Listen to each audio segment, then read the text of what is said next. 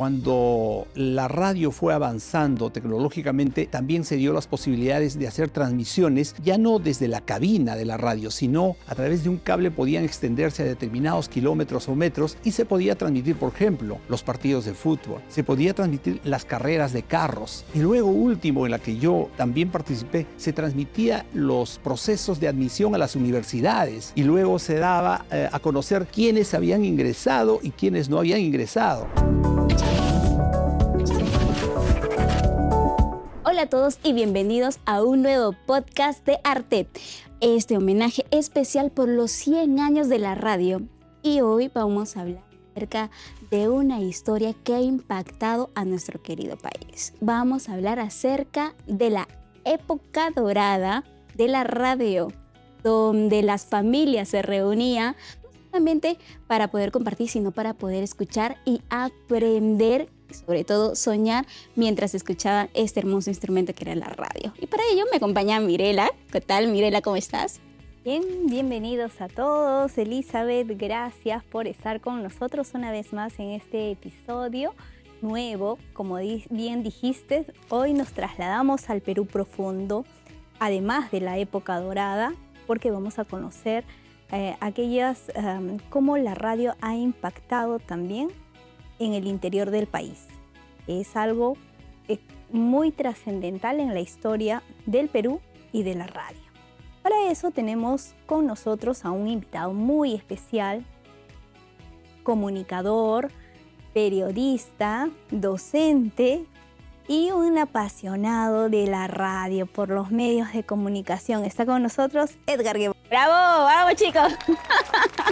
Bienvenido, Edgar. ¿Cómo estáis? Gracias Mirelita, gracias Elizabeth.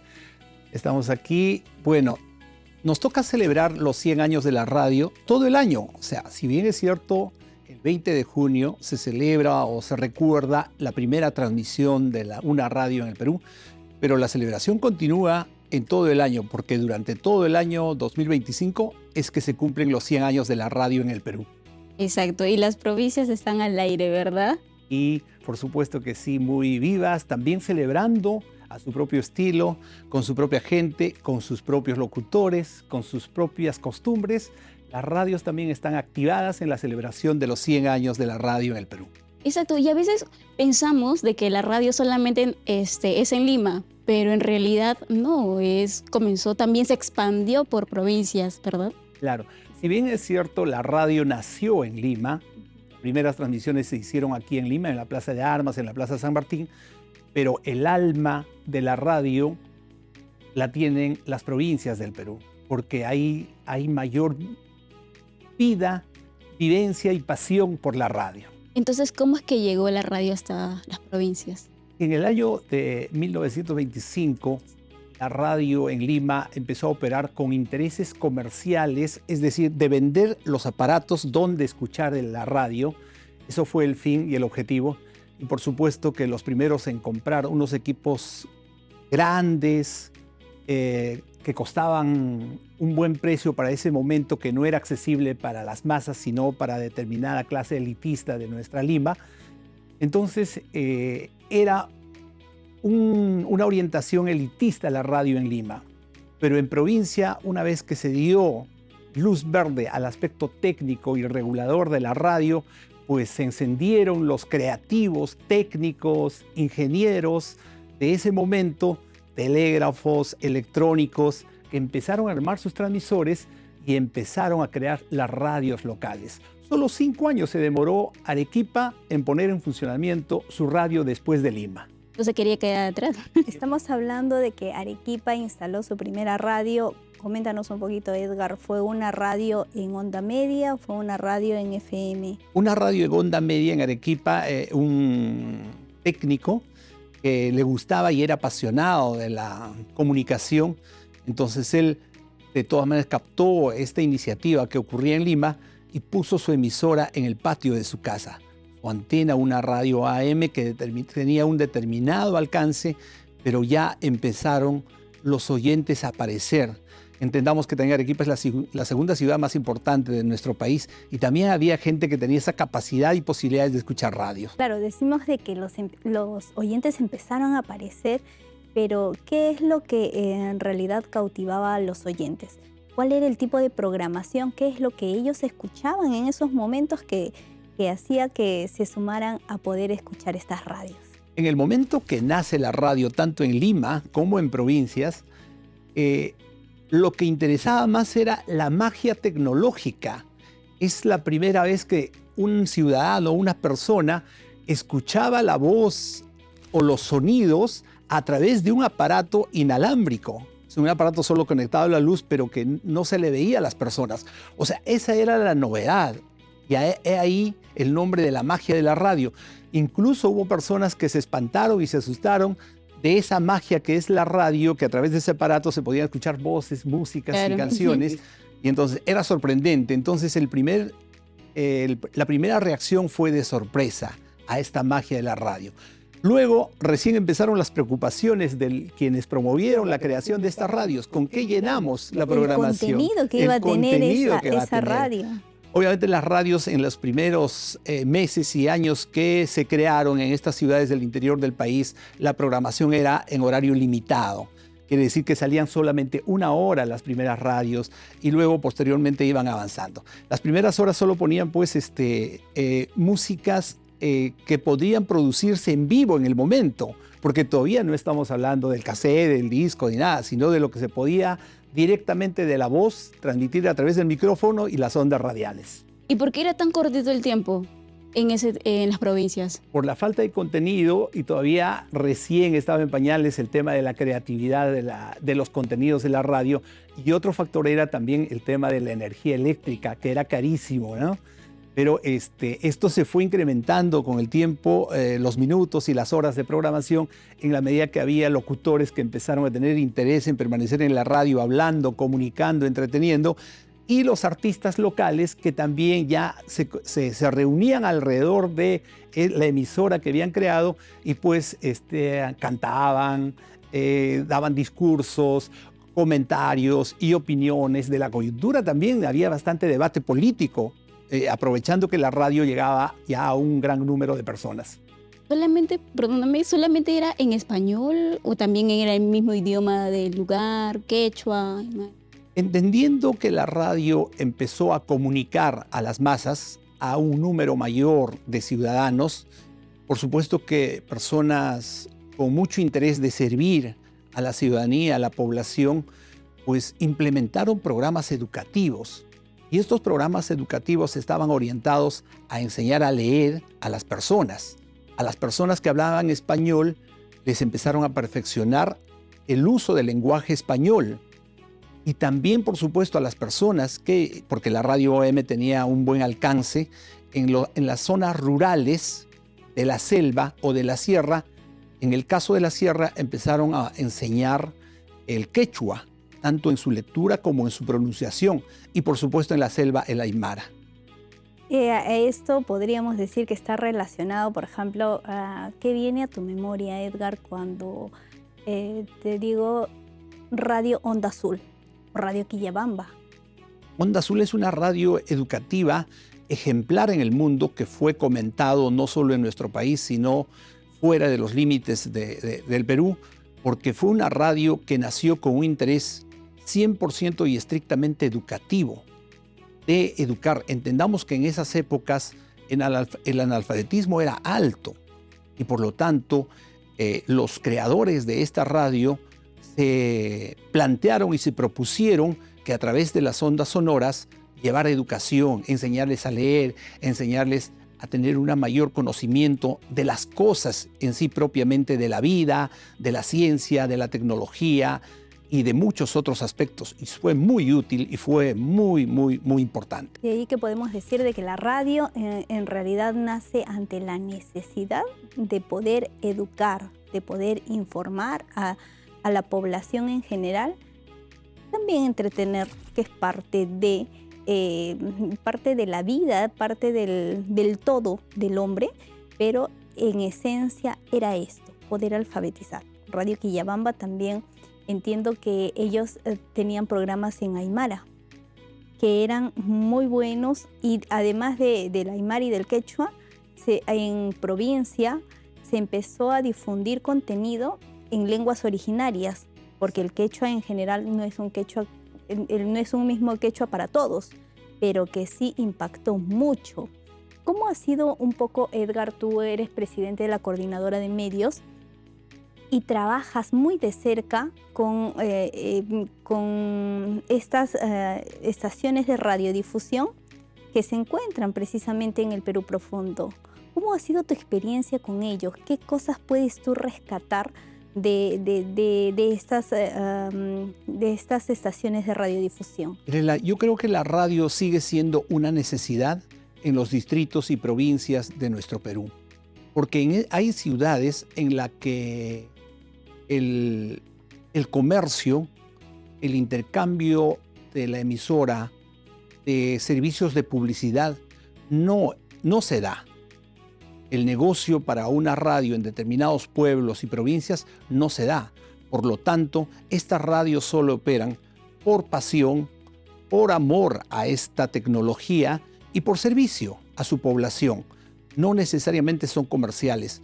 Por eso estas radios yo diría que son muy heroicas, porque se mantienen al aire, se mantienen operando a pesar de las difíciles circunstancias que afrontan cada una de estas radios, porque no son estrictamente comerciales por el hecho mismo de que no hay comercios o anunciantes en determinadas localidades. En algunos casos, precisamente las estaciones de radiodifusión comercial han retirado sus frecuencias, han retirado sus radios de esas localidades, porque como bien lo dijiste, no resulta rentable comercial, económicamente para ellos tener que mantener una frecuencia al aire cuando no existe la publicidad, que es precisamente lo que les da vida a estas estaciones.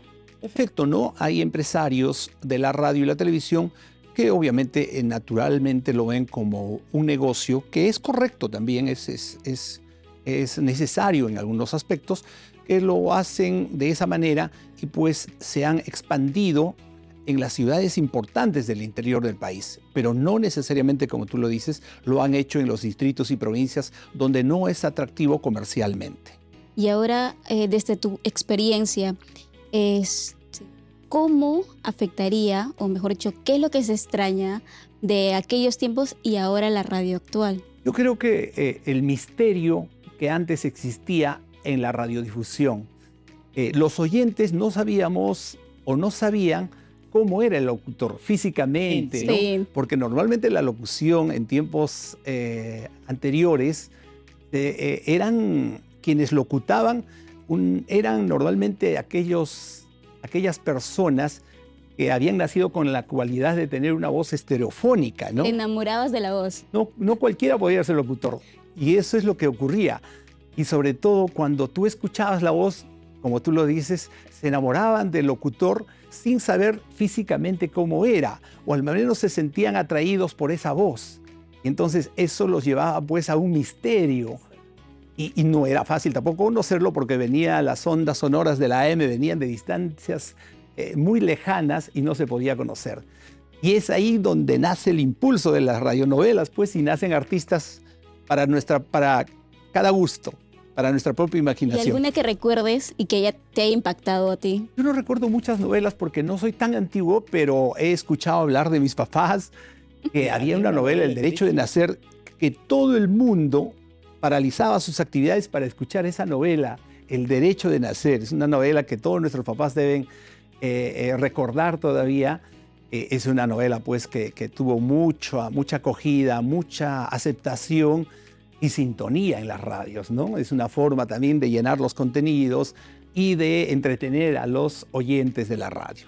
Entonces, a ti, ¿qué es lo que más te gusta de la radio? ¿Qué es lo que te gusta más escuchar en cuanto a lo más que todo más personal? No es radio, es noticias, educación. Me gustan mucho las opiniones que se producen y se generan y se pueden generar en la radio. O sea, poner a una voz o a una opinión de una determinada posición o línea de pensamiento y poner a otra persona con otra determinada posición o línea de pensamiento y escucharlos a ambos. Eso abre a la mente, abre al conocimiento mayor de los oyentes. Esa parte a mí me interesa mucho y creo que es muy útil y de mucho servicio que tengamos la posibilidad de tener varias voces, varias opiniones y varias miradas de la vida, de lo que nos ocurre en el día a día, de nuestra realidad política, de nuestra realidad como país, de nuestra economía como país. Entonces, todos esos temas son interesantes escucharlos de distintos ángulos y opiniones y con distintas personas. Claro que sí, Edgar, y definitivamente tú eres un apasionado de esto. Y a lo largo de todo este tiempo han habido programas que han marcado nuestras vidas, que han marcado épocas. Cuéntanos un poco, ¿hay algún programa que tú recuerdes que puede ser que haya marcado en ti o quizás que tú has visto de que ha marcado de manera colectiva? Puede ser a nivel nacional o quizás en alguna localidad, algo que haya marcado. Coméntanos. Yo creo que lo que ha marcado mi vida, porque he sido parte de este proceso y protagonista en algunos casos, es las transmisiones en vivo. Cuando la radio fue avanzando tecnológicamente, también se dio las posibilidades de hacer transmisiones, ya no desde la cabina de la radio, sino a través de un cable podían extenderse a determinados kilómetros o metros y se podía transmitir, por ejemplo, los partidos de fútbol, se podía transmitir las carreras de carros. Y luego, último, en la que yo también participé, se transmitía los procesos de admisión a las universidades y luego se daba a conocer quiénes habían ingresado y quiénes no habían ingresado.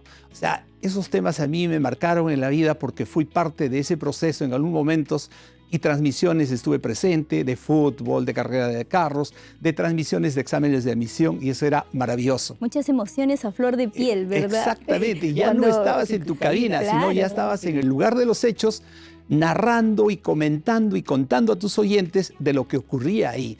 Eso era un hecho maravilloso que aún persiste, pero ahora ya un poco en competencia con los audiovisuales, la televisión y el internet, ¿no? Es verdad. Por eso lo lindo, la magia de la radio. O sea, uno puede agarrar y puede volar su imaginación sin necesidad de estar viendo. Edgar, coméntanos un poco acerca de este gran reto, cómo nace este gran reto de la Coordinadora de Medios.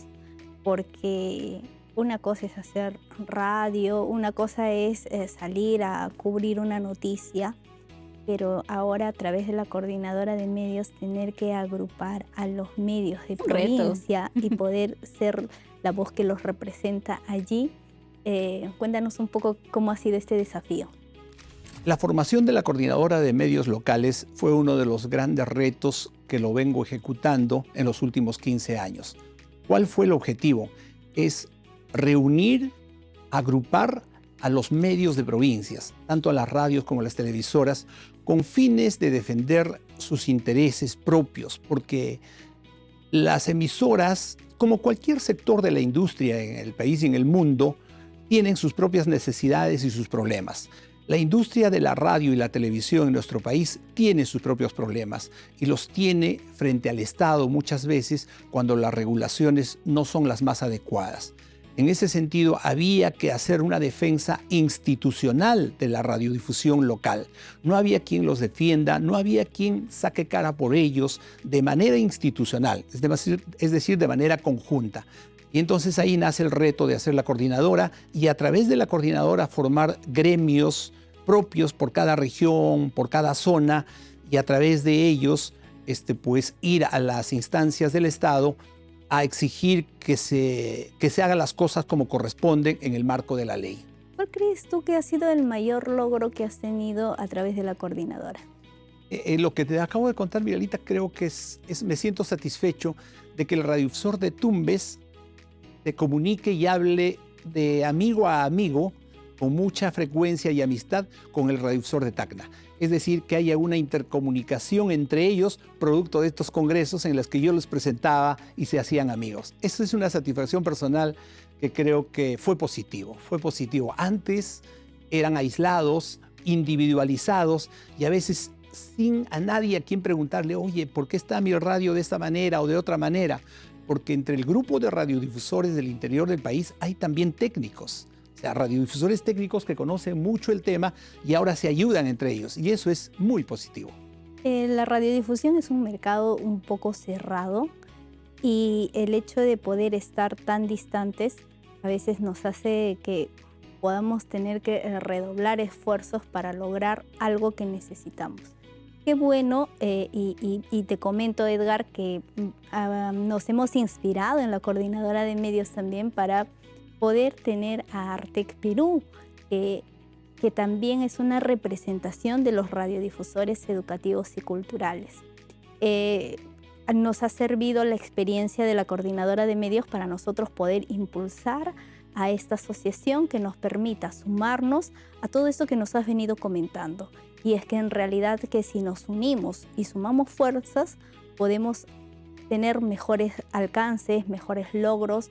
Ahora con la tecnología podemos intercambiar contenidos, podemos hacer muchas cosas, podemos hacer más unidos. Yo sí, Mirela, saludo, felicito y me alegra Artec. Yo sí, cuando vi, y lo están haciendo súper, tienen un logo bonito para empezar, actividades muy asertivas, una conjugación de ideas, de pensamientos y de personas sobre una línea determinada y marcada y que está dando resultados. Eso alegra mucho y de verdad reitero mis felicitaciones a todos los que hacen el esfuerzo de seguir creciendo a través de Artec. Gracias, Edgar. Artec ya es ahora parte de la historia de los 100 años de la radio. Sí. Ahora sí, queremos, Edgar, agradecerte por este tiempo que tú nos permites de poder compartir, de poder contarnos un poco de lo que pasó en los 40, en los 50 de nuestra querida radio. Y no nos queremos ir sin antes de que nos puedas compartir las redes sociales, cómo te podemos seguir, la coordinadora también, para todos que estén interesados y ponerse en contacto contigo. Gracias. Sí, pueden contar con nosotros a través de la web www.mediosperu.org. Ahí encuentran toda la información relacionada a nuestro trabajo, a nuestras actividades y también mucha información de ayuda para los radiodifusores del Perú. Bien, les agradecemos a todos los que se han conectado y recuerden pues que en cada onda de radio no solamente hay energía que corre por allí, sino que hay historia, hay pasión, hay alguien que está cerca de ti. Les invitamos a poder escucharnos también en los siguientes episodios. Gracias a todos. Muy bien, nos vamos, cuídense mucho, hasta un próximo episodio.